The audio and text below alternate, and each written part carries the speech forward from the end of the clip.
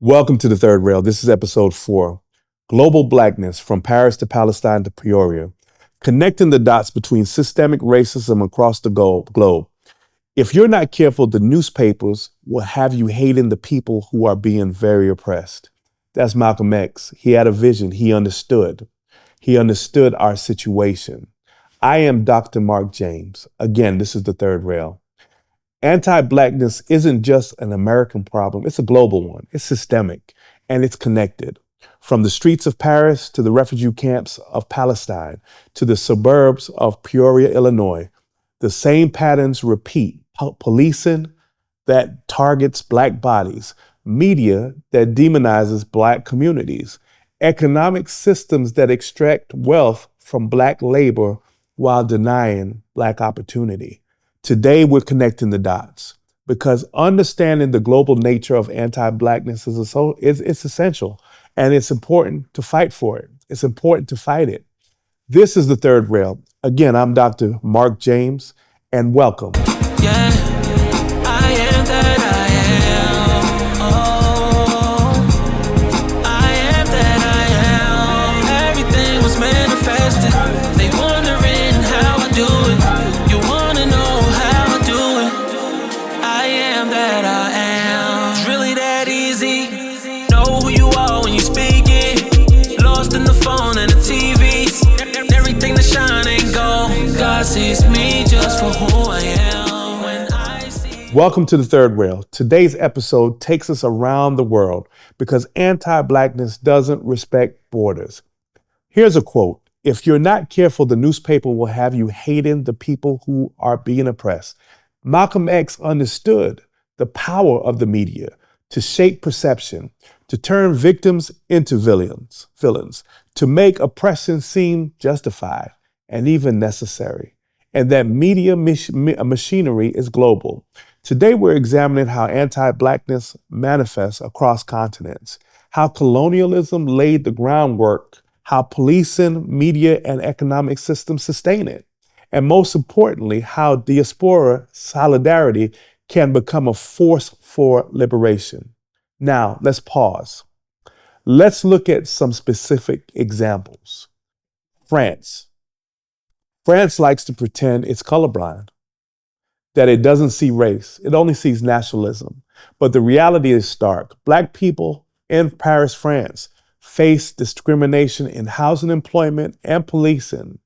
Pause. So let's personalize this. When I was in Paris 3 years ago, I went to the districts that were majority Black, majority Muslim, and I saw how they were separated. I saw how the streets were unclean versus downtown Paris where my hotel was. It is important to understand that sometimes these countries with these self-created barriers of Black skin, sometimes it makes it look as though we're colorblind. We don't see color. But all of these people were concentrated in a district that I went and visited, and I walked around for half a day and enjoyed the food and the people. Suburban housing projects are heavily policed. There's a police officer on every corner, and it's economically neglected. When Adam Traore died in police custody in 2016, it sparked protests across France. The same pattern, a Black man dead after police contact, the same denials, the same demand for justice. Brazil has the largest population outside of Africa and some of the most violent policing in the world. Bet you didn't know that when you go and visit. Brazil in 2019, Brazilian police killed over 6,000 people. The vast majority of them were Black and poor. The favelas are treated as war zones, residents as enemy combatants, all in a country that prides itself on being a racial democracy. Palestine, the connections between anti-Blackness and the occupation of Palestine run deep. Both are rooted in colonialism, but rely on dehumanization. Both use policing and surveillance to control populations, and they are concrete connections. Israeli police train American police. The same technologies of control are exported worldwide. These aren't isolated incidents. They're part of a global system. Policing and colonialism and cultural erasure. To understand global anti-Blackness, we must understand one thing. Colonialism has never died. The modern police force has its origins in colonial control in America. Policing evolved from slave patrols. In Britain, colonial police maintained imperial power. In South Africa, apartheid policing enforced racial hierarchy. The same DNA runs through policing worldwide. It's all about surveillance, violence, impunity. And then there's cultural erasure. Colonialism didn't just steal land and labor. It tried to destroy cultures, languages, ways of knowing. The message was clear. Blackness is inferior, whiteness is superior. Assimilate or be eliminated. That message still echoes in beauty standards, in language policing, in devaluation of African and the diaspora of cultures. Cultural erasure is violence, and it still happened. Media narratives and disinformation. The media is a weapon, not always intentionally, but the effect is the same. Global media frames Black people as threats, as criminals, as problems to be managed. Think about it. Black immigrants in European media, floods, invasions, threats to all a way of life. Think about it. African countries in Western news, war, famine, corruption, rarely innovation, rarely beauty, rarely joy.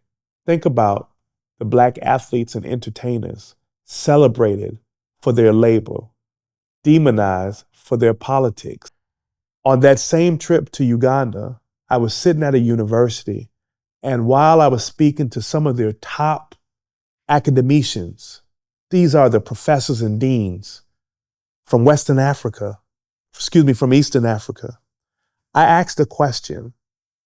I said, name the most 3 influential African Americans you know.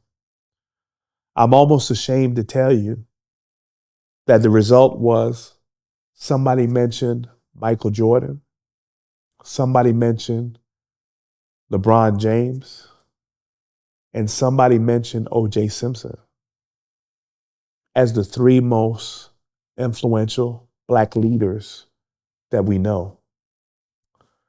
This isn't neutral reporting. It's narrative control. And those narratives shape policy.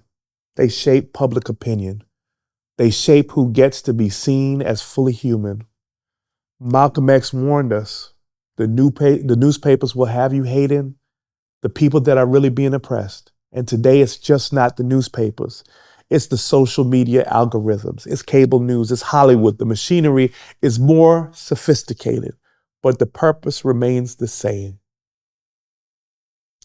But there's another story, a story of resistance. The African diaspora has always been connected, from the Haitian Revolution, which inspired liberation movements across the Americas, to the Pan-African Congresses, to the Bandung Conference of 1955, to today's movement, the Black Lives Matter, linking arms with Palestinian liberation, African and Caribbean communities across all borders. This solidarity is powerful because it recognizes our struggles.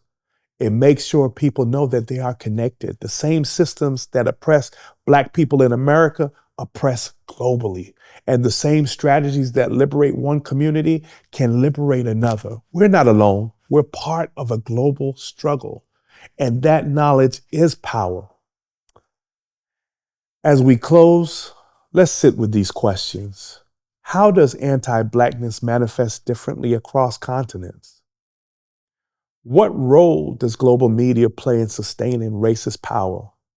How can the diaspora solidarity become a force for liberation? What does global Black liberation really look like? The struggle is global. and so must our solidarity be. Thank you again for joining us for episode 4. Next week, we're getting down and personal. We're talking about performance, authenticity, and the costumes we wear to survive. Episode 5, the costumes and the chain. Who are we really performing for? This is the third reel, where race, power, and truth collide. I am Dr. Mark James. Thank you for watching. You wanna know how I do it? I am that I. From the heights to the west coast, all this fake recognition gets old. Time to get ready.